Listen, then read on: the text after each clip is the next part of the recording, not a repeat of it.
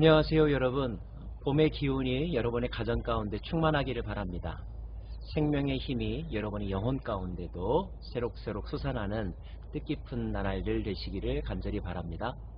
오늘은 사사기 19장입니다. 사사기 19장에는 한 레위인의 이야기가 나옵니다. 그는 에브라임 지파 땅에 살고 있었습니다. 아내가 있었죠. 그런데 그는 아내만 있었던 것이 아니라 첩이 있었습니다. 그 첩은 유다 지파 출신의 사람이었습니다. 근데 이게 웬일입니까? 첩이 바람이 났습니다. 그리고 자기 집으로 돌아갔습니다. 4개월여 동안 돌아오지 않습니다. 레위인은 여인을 찾아 나섰습니다. 그녀의 마음을 풀어줄 선물까지 준비해서요. 다행스럽게도 여인의 아버지와 여인은 남편을 다시 따라가기로 마음을 먹었습니다. 하지만 원래 예정했던 것보다 훨씬 더 늦게 6일째가 되어서야 비로소 그 집을 떠났습니다. 에브라임 산지로 돌아가는 중에 유숙할 곳을 찾다가 베냐민 지파 땅에 머무르게 되었습니다. 마땅히 거할 곳이 없어서 고민하던 중이었는데 에브라임 출신의 한 노인을 만났습니다. 노인은 자기 집에 머물라고 제안을 합니다. 그런데 그 밤에 뜻하지 않은 일이 발생합니다. 그 동네의 불량배들이 노인의 집에 찾아왔습니다. 낯선 사람이 머물고 있다는 것을 알았기 때문이죠. 그리고 그들은 텃세를 부리고 시비를 걸었습니다. 그 노인에게 방문자를 내놓으라고 요청한 것입니다. 자기 집에 온 손님을 내어줄 수 없었던 노인, 게다가 그들의 의도가 불순했기 때문에 더더욱 그러했겠죠. 하지만 이게 웬일입니까? 그 노인은 이렇게 대안을 제시합니다. 차라리 내 딸을 내어주겠다. 아니면 그 여인을 내어주겠다. 그러니 우리 집에 온 손님은 내버려 두라 라고 말입니다.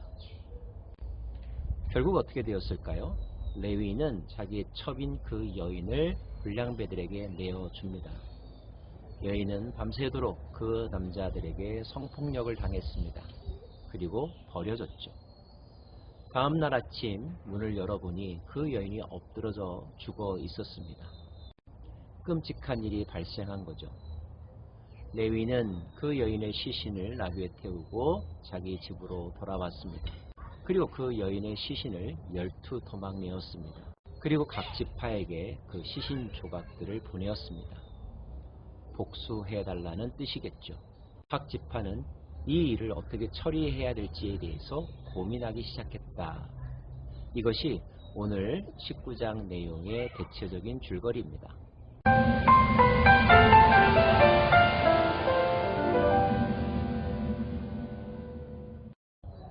19장을 읽다 보면 요즘 흔히 하는 말 막장 드라마라고 하는 단어가 떠오릅니다.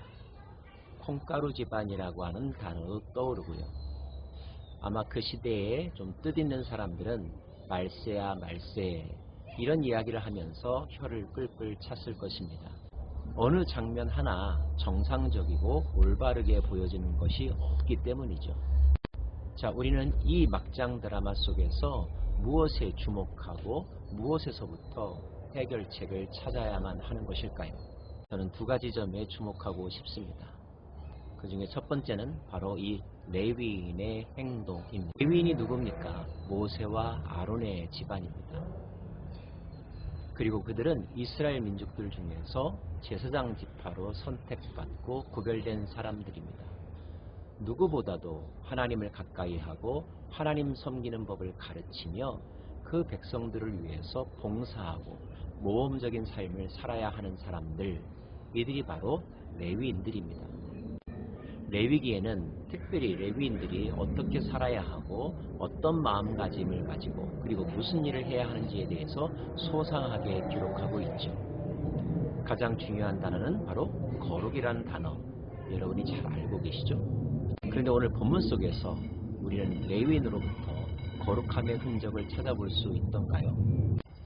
그가 첩을 두었다는 사실이나 그 첩이 행실이 바르지 못하여서 바람을 피웠다는 사실, 베냐민 지파 땅의 불량배들에게 자기 첩을 뻔히 어떤 일을 당할 줄 알면서도 내어주었다는 사실, 그 여인의 죽음을 이유로 복수전을 계획하고 있다는 사실, 이 모든 것들이 다 하나님의 사람답지 않은 행동과 선택이라는 사실을 우리는 알게 됩니다.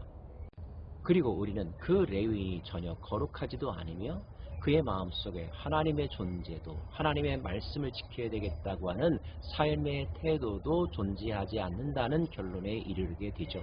가장 모범적이고 하나님의 말씀에 순종하는 삶을 살아야 하는 레위인이 이럴진데 일반 백성들의 삶은 오죽하겠습니까?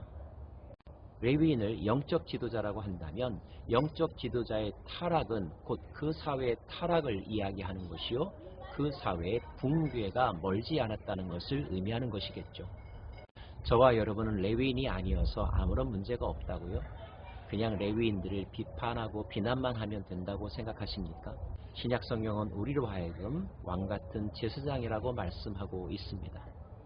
베드로는 우리가 신령한 집, 신령한 제사장으로 세워져 가야 한다고 권면하고 있죠. 그 레위 지파를 통하여 영광 받으실 하나님은 이 땅의 모든 구별된 백성들, 하나님의 자녀가 된 백성들에게 레위인들과 같은 삶을 살기를 원하셨습니다. 하나님의 말씀을 가까이 하고 하나님의 말씀대로 순종하며 삶의 모범을 보이는 것, 이것이 레위인들에게 주신 사명이며 동시에 특권이죠. 끝없는 바다가 짜디 짠 것은 그 바닷속에 2%의 소금 때문이라고들 이야기합니다. 소수이지만 깨어있는 사람, 파수꾼의 역할을 할 수 있는 사람, 소금과 같은 역할을 하는 사람, 희생을 자원하는 사람, 그 한 사람이 결국 세상을 구하고 민족을 바른 길로 인도하는 것이죠. 하나님을 가장 가까이 해야 하는 사람은 하나님을 가까이 하는 삶을 살아야 합니다. 그런 삶을 위하여 부름받았다면 그 부르심의 은총에 대해 늘 감사하고 거룩과 경외하는 마음으로 그 사명을 잘 감당할 수 있어야 할 것입니다.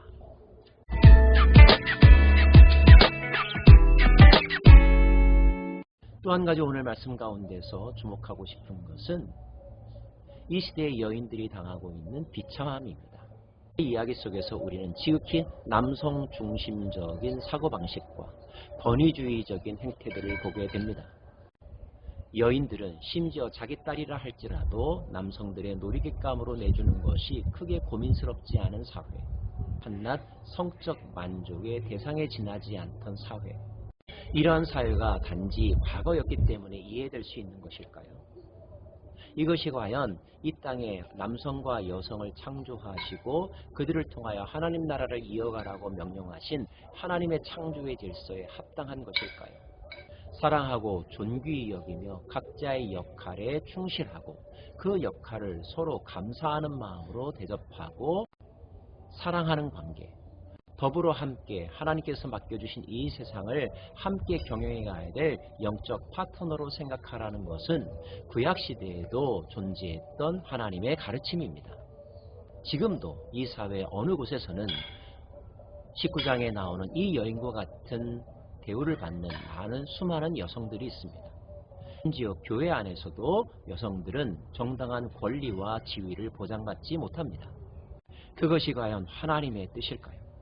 하나님은 이 땅에 남자와 여자를 하나님의 형상으로 보기 좋은 존재로 창조하셨습니다. 그리고 존귀히 여기셨고 그들을 복주셨습니다. 우리는 생명을 병이하고 하나님의 창조의 목적을 존중하는 마음으로 타인을 바라보아야만 합니다. 그 대상이 남성이든 여성이든 마찬가지이죠.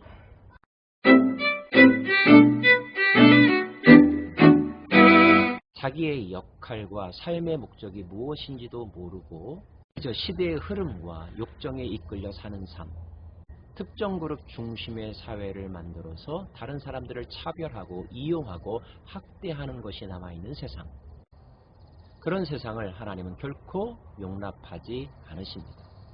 우리가 꿈꾸는 하나님의 나라는 각자의 부르심과 은사와 소명에 따라 최선을 다하며 그것을 즐거워하는 자들의 공동체, 그리고 차별 없이 은혜를 베푸신 하나님의 마음에 따라 서로를 존귀히 여기며 서로를 섬기며 사랑하는 아름다운 사랑 공동체, 이것이 진정 이루어져야 될 가나안 땅의 모습이며 우리가 경험해야 될 하나님 나라의 모습일 것입니다. 더 이상 우리들의 입에서 말세야 말세, 이런 탄식의 소리가 나오지 않고 하나님은 살아계시며 희망이 있다고 하는 격려와 긍정의 메시지가 넘쳐나는 그런 세상이기를 간절히 원합니다. 그 일을 위하여 하나님께서 오늘 저와 여러분을 부르신 줄로 믿습니다. 기도하겠습니다. 하나님, 이 세상의 문화와 윤리와 종교가 타락하고 무너지고 있다면 그 모두 저희들의 죄인 줄로 고백합니다. 용서하여 주시고 삼손처럼 한 번 더 기도하옵나니 주여 한 번 더 기회를 주옵소서. 우리의 입술을 사용하시고 우리의 삶을 사용하사 이 어두운 세상에 빛이 되게 하여 주시고 갈 바를 알지 못하는 이 세상 사람들에게 우리의 인생의 목적과 궁극적인 삶의 비전을 보여줄 수 있는 저희들 되게 하여 주옵소서. 예수님 이름으로 기도합니다.